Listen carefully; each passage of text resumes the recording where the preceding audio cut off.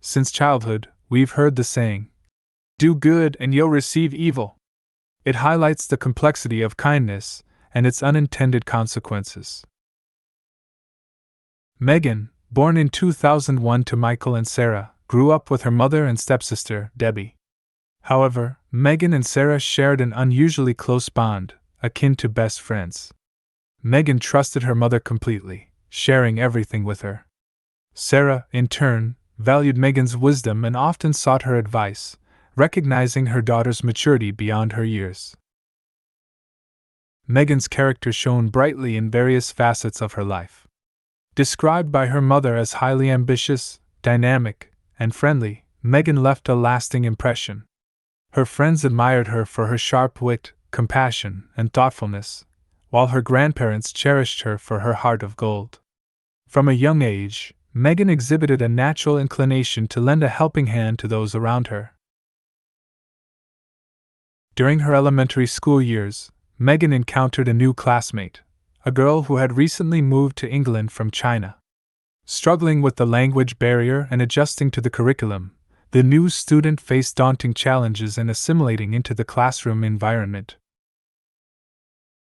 Recognizing the girl's predicament, the teacher placed her next to Megan, hoping that Megan's compassionate nature would ease her transition.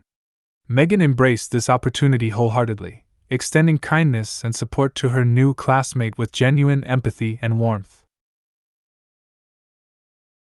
Overcoming the language barrier to assist her classmates and adjusting to a new environment, the girl improved her English proficiency during her time in England.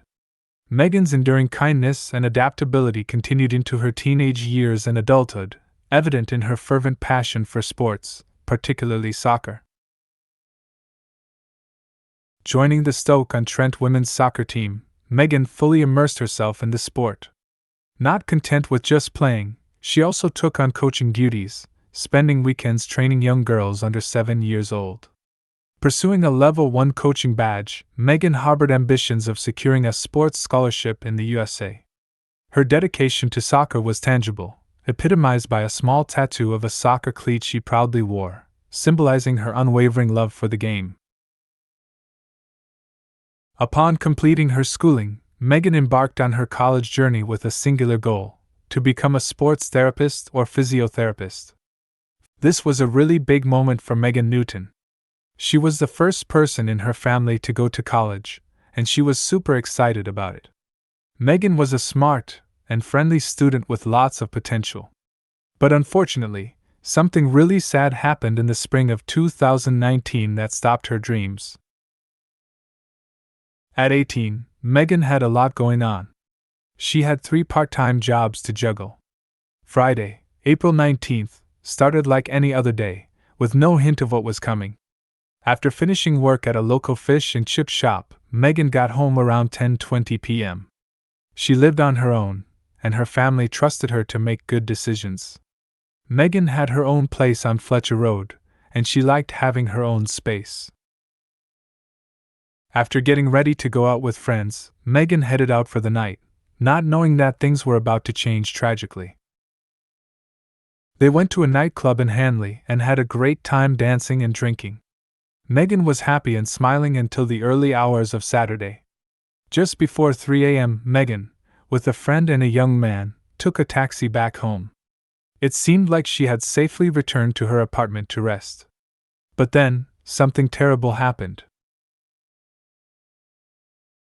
The next morning, a neighbor found a set of keys near the building with what looked like blood on them. They gave these to a housing worker, who saw bloodstains and decided to check on the apartments. When they entered Megan's apartment with the neighbor, they found something horrifying. Megan's naked and bloody body lay on the bed, face down, with multiple stab wounds from a kitchen knife nearby. This was a terrible shock for the neighbors, who remembered Megan as a lively and charming young woman.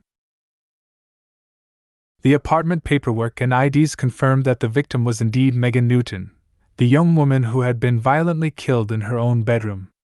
The police were called, and Megan's family had to identify her at the morgue. They had raised Megan with love and had recently given her the freedom to live on her own. They never expected such a tragic end to their daughter's life, a nightmare they couldn't have imagined. The crime scene was quickly secured, and forensic experts were called to Megan's apartment to search for clues. The autopsy revealed the brutality of Megan's attack. First, she was strangled, causing her to lose consciousness due to lack of air. Then, she was stabbed 9 times in the back, piercing both lungs. Signs of sexual assault were also present. The knife used in the murder, belonging to Megan, was found nearby. The forensic examiner determined that these stab wounds were what caused Megan's death. The knife and her keys, covered in blood, were sent to the lab to search for the killer's DNA.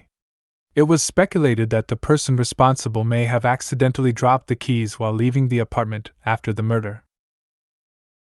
The detectives began piecing together Megan's movements before the tragedy. They spoke with Megan's friends and family to learn about her activities that night. Surveillance footage from the nightclub and Megan's apartment complex was reviewed to track her movements and companions. They observed Megan entering a taxi with a friend and an unfamiliar man, prompting questions about his identity and involvement. Later footage showed the same man at Megan's apartment building, raising further suspicions. Fortunately, a hallway camera captured who entered and exited the building that night. The detectives hoped that by analyzing the footage, they could identify the murderer. Around 3:44 a.m., Megan and the same man were seen entering the lobby, appearing relaxed. However, the detectives noticed something peculiar as Megan unlocked her door. The young man stood behind Megan, looking around and even making eye contact with the camera. This immediately made the police suspicious. They wondered if he planned to harm Megan, maybe after forcing her into something, and was checking for witnesses. Looking closer at the video footage, they noticed something troubling. Only the young man left the apartment the next morning. Around 5:54 a.m., he tried to leave the building but couldn't without a special key. He went back to Megan's apartment, got the keys, and left. Outside, a camera caught him throwing away an object with blood on it, later identified as Megan's keys. The most incriminating evidence came from another camera, showing him walking away with his hand covered in blood. This evidence was a major breakthrough in the investigation. Joseph Trevor was quickly identified, partly because he had recently been in trouble with the law. The day before the tragedy, he had been arrested for having ketamine, a substance used in both medicine and veterinary care. Trevor was given the substance for his pain, as part of his medical care. When a police officer caught Trevor, he recognized him from the security footage. Trevor, who was 18 years old, came from a respected family with both his parents working in law enforcement. He lived close by and knew Megan from their high school days. Joseph had a regular life, did well in school, and loved soccer like Megan. He played soccer semi-professionally for Newcastle Town and got a sports scholarship in America, just like Megan excelled academically in Newcastle. Trevor was friendly and outgoing, but sometimes he would suddenly become distant, making others unsure about who he really was. As detectives looked into Megan Newton's case, they found troubling information from Trevor's past. 3 years earlier, when he was 15, there were suspicions of inappropriate behavior with another teenage girl, but nothing happened as a result. Even though he wasn't punished, rumors spread at school, and Trevor faced teasing from his classmates.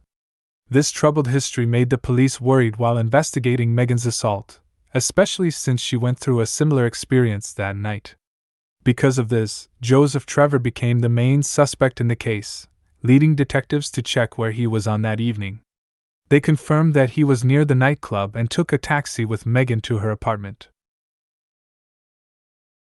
Before Joseph Trevor arrived at Newton's house, what led him there was a bit unclear. Detectives found out that Joseph had been at a party with his school friends the night before. Coincidentally, they all ended up at the same bar where Newton happened to be. Since they recognized each other from school, they said hello before going their separate ways. But Joseph's time at the club was short because security noticed he had a packet of white powder. So, they kicked him out and called the police. When the police came, they took Joseph to the nearby station. The officers probably knew Joseph's parents were in law enforcement, so they didn't punish him. They took away the ketamine, let him go, and told him to go home and stay away from drugs. But Joseph didn't listen. Instead of going home, he went back to the club where Megan was. However, they didn't let him in. It was almost 2:40 a.m. when Megan unexpectedly bumped into her old schoolmate Pierre by the taxi queue. Trevor confided in Megan about his recent troubles at the police station, worried about facing his parents because of his excessive drinking. Since his parents were cops, he feared they might have already known about his arrest for having drugs. Feeling overwhelmed and unsure of what to do next, Trevor was in a tough spot. Megan, always caring and ready to help, let Trevor use her phone to try contacting a friend for a place to stay, but he couldn't find one. Seeing Trevor in distress, Megan, who was kind and observant, offered him a place to crash on her living room sofa. The next morning, Trevor agreed to stay until he could figure things out with his parents. That's why surveillance footage showed him getting into a cab with Megan and her friend. On the way, Trevor texted his dad, lying that he had spent the night at a friend's place. The cab first dropped off Megan's friend before taking Trevor and Megan to an apartment complex on Fletcher Road. Surveillance footage caught them entering the building, and later, Trevor was seen leaving, throwing away some keys in the yard. Authorities believe that during those hours, Trevor violently attacked his schoolmate, resulting in her tragic death. With overwhelming evidence against him, Trevor had no way to defend himself against the accusations. Law enforcement was ready to arrest him. Surprisingly, Trevor had already confessed to his parents about his involvement in Newton's death. Just before dawn, he left the apartment and went to a bridge over the A500 in Stoke-on-Trent. Sitting on the barrier, he looked down at the road below, contemplating jumping, overwhelmed by guilt for what he had done to Megan and the impending consequences. In an effort to avoid dealing with the consequences of his actions, Joseph Trevor thought about ending his own life. It later came to light that Joseph had struggled with depression before and had even attempted suicide in the past. He had been spotted on the same bridge before. While contemplating life once again, a passerby noticed him and alerted the authorities about a person who might be considering self-harm on the bridge. When the authorities arrived, Joseph was taken to the hospital to speak with a psychiatrist. Following their discussion, the doctors determined he could be discharged, so he went home with his dad watching over him. Back at home, Joseph finally opened up to his mom, feeling like he couldn't keep his feelings bottled up any longer and understanding the gravity of his actions.